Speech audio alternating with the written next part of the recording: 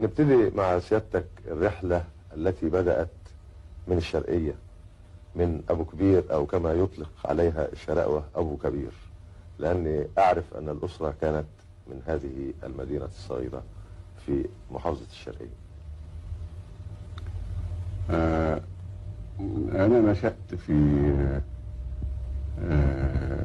في أبو كبير، أو عيلتي بمعنى آخر نشأت في أبو كبير، أبويا وعمامي وعماتي. أنا في الواقع ولدت في القاهرة، لكن أبويا وعمامي زي ما قلت وعماتي فضلوا هناك، وهم هنا لأن الأسرة منها ما هو فضل في الأرياف ومنها ما هو جاه القاهرة ومنها، فإحنا من ضمن اللي جينا.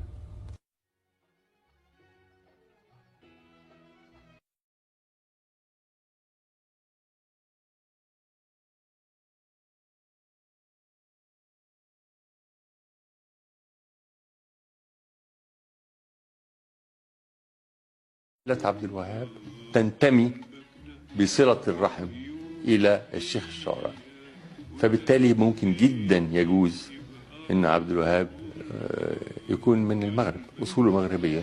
والله منه هو لم أسمعها أبدا.